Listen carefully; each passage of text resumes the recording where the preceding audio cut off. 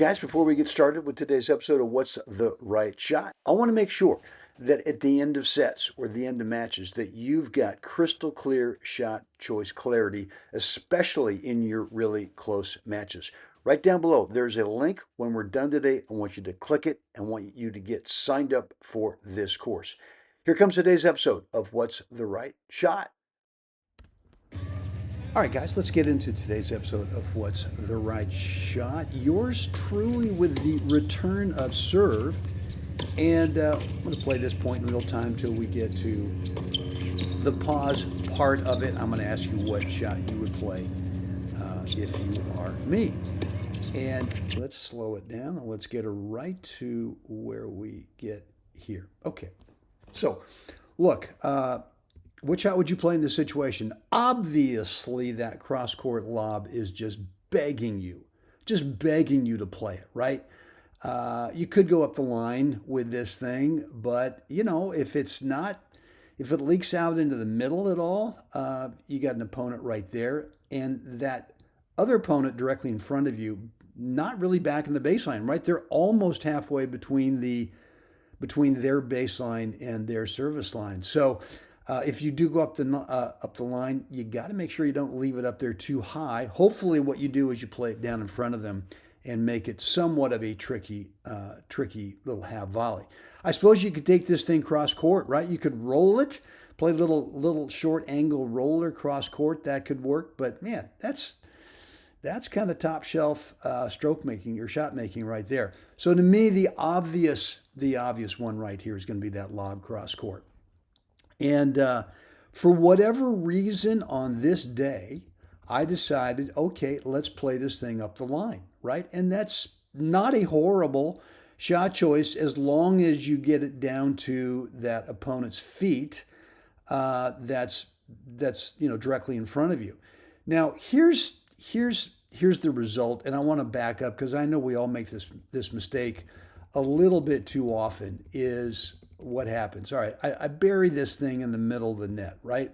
And here's the reason why, is because our target is too much thinking about their feet over there. And their feet over there, if we actually look, if we sort of pause life right here and where you're standing on the court, if you were to look at that player's feet over there, you'd be looking through the net, right? You're not looking over the top of the net, right? Unless you're 7 feet tall, maybe then you've got a geometric angle where you're tall enough where you can look down over the top of the net player's feet.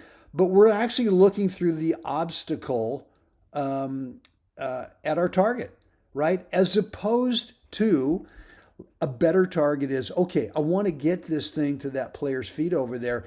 And the way that I'm going to do it is I'm going to think about the white line here, right? The white line, which is the tape at the very top of the net, right? If this was just a backboard, there was no one over there. You were just practicing on the backboard with this specific kind of underspin approach shot. All you'd be thinking about is what's the little area above the top of the white line on the backboard that you want that ball to go over, right? And so, I'm going to say that that's probably the mistake that I made on this was target, right? It was not technique. The stroke technique is fine, but the target in my mind is too fine of a spot, thinking about that player's feet over there. Too fine of a spot, meaning you guys just got to barely cross over the top of the net, as opposed to let's go to a spot above the white line. And if you get it to that little window above the white line, guess what? It's going to work out. Now, obviously, in hindsight, the better target would be a cross-court lob where you've got the most length in the court and a much, much better shot in terms of being able for both you and your partner being able to now play an approach shot. Play this lob cross court as an approach shot, and both of you get to move in and take the net away from your opponents. Even if you make this shot going back up the line, you guys can't really close on that, right? You just can't do it. There's just not enough time to do it. But if you lob this cross court, now I want you to be thinking about that shot as an approach shot, right? Don't think about it as a winner where you hit it and just hope that it doesn't, that no one gets to it. because that player in front of you, the directly in front of you, not the player in the middle of the net with the blue shirt, not Lenny, but his partner Paul, he's going to get it. That's fine, but it's going to be an approach shot lob. Hope this makes sense, guys. Want to hear from you down below. What's on your mind? Any questions, any comments, or any remarks? Let me know. Love to respond to what you're thinking. And look, coming up, I got a little message for you that I mentioned at the very top of the video. If you've not yet signed up for my mindset training, the 5 mini mindset skills that we all need to create clarity in our matches, shot choices, and to stop being nervous, stop being tight, all that stuff, right down below in the description area is a link that will take you there. Guys, it's time. We've got to get out there today, help someone else have a great day. See you again next time. Guys, it is Brent back here with you, and want to make sure that if you're getting tight or anxious, let's call it what it is. Sometimes choking at the end of sets when you got a nice lead, or at the end of the matches, especially in those really close matches.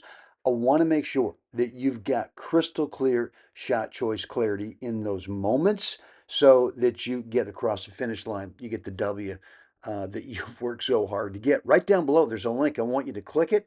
If you haven't already done so, get signed up for my 5 mini mindset skills training course. It's a 28-day course. And yeah, it's going to show you, it's going to teach you how to get that crystal clear shot choice clarity at the end of sets and the end of matches. Right down below, there's a link. Click it, get signed up, and I will see you inside that course.